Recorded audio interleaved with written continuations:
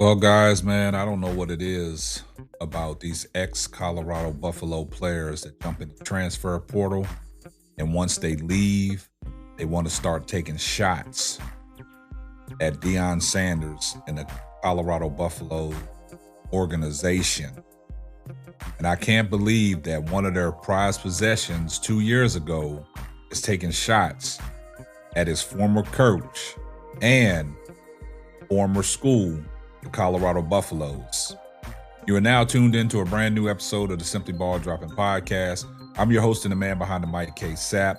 Well, today, man, we got to talk about, man, shots are being fired from one of the ex-Colorado Buffalo players that jumped in the transfer portal and landed with a new team. But we're going to talk about it right after this. Let me put you on game. These other podcasts out here talking that shit, but ain't repping the same. It's my bro K-Sap, chopping up topics for your optics. From politics to your top hits. Tune in, you gotta watch this. Exclusive material for your radio stereo, bumping high definition. Stop what you doing and listen. We smashing all competition. You better jump on this wave. Somebody pass me a mic, man. I got something to say. Well, guys, you know I got something to say, man. It's unbelievable, man, that these ex-Colorado Buffalo players that's played underneath Deion Sanders, and once they leave the program, they want to talk a lot of stuff about what went on in Colorado and basically take shots at Deion Sanders.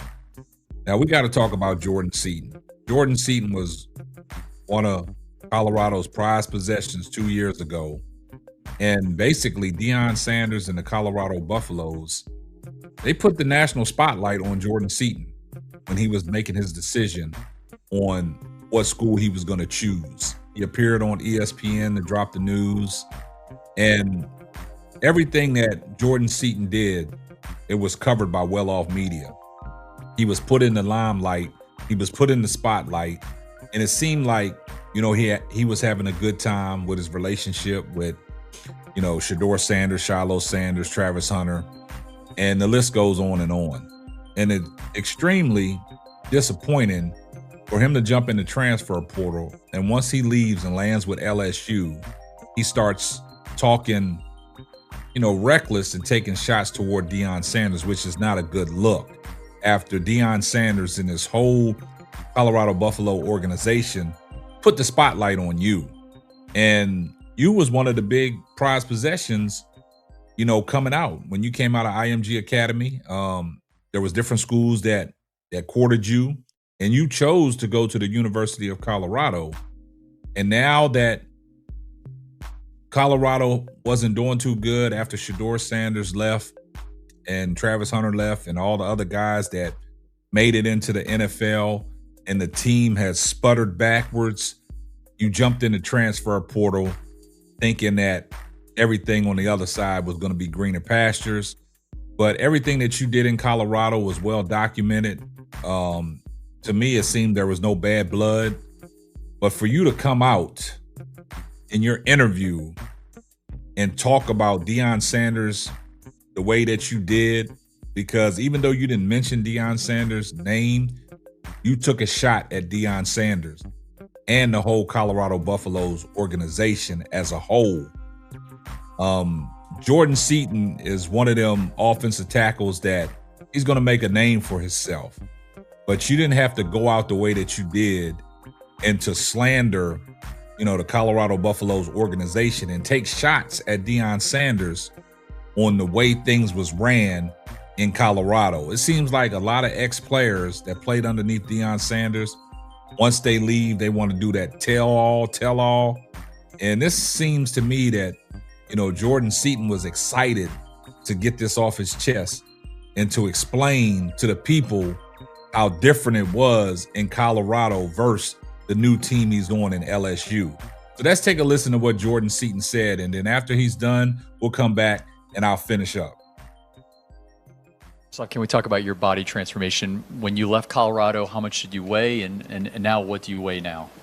When I left Colorado, I feel like I was at a good point, but I feel like coming here, the transition from how I eat to how we work out here, you know, is just kind of different. Yeah. So you remember where you weighed though? Were you 330 there, and now About like 320-ish. 320-ish? 315. Um, right now I'm at like 305, 307, like 15, 16% body fat. We were talking to Tradez, and he said, I think y'all live in the same neighborhood. Yeah. He said you'll see people working out like on the levees, and you get like jealous. Talk about your new workout regime and how it's affecting you. So it's crazy. So it was a random person. He was running hills, right? So Tradez was like, "Hey man, you trying to run hills on Saturday?" I'm like, "I'm down." I was like, I already thought about it because I just seen somebody randomly running hills. I'm like, it just made me feel like he was outworking me. So I was like, we gotta run hills.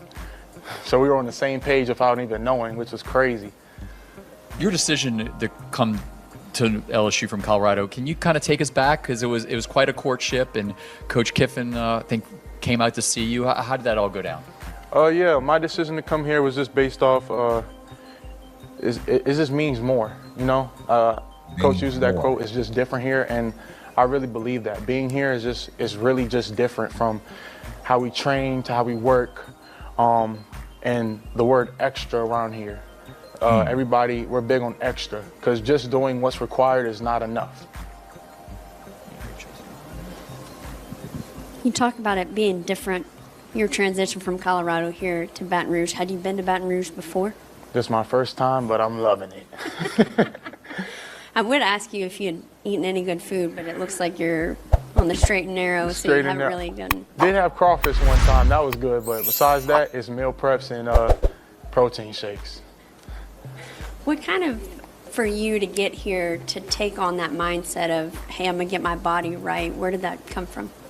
I got a chance to train with Will this off season, and just seeing his mentality and how he goes through his day, I kind of wanted to model, like I want to be myself, but take a little bit of like characteristics and attributes of him and how he goes about his day. And I wanted to be strictly just about my craft, about football, and LSU is the best place to do that at.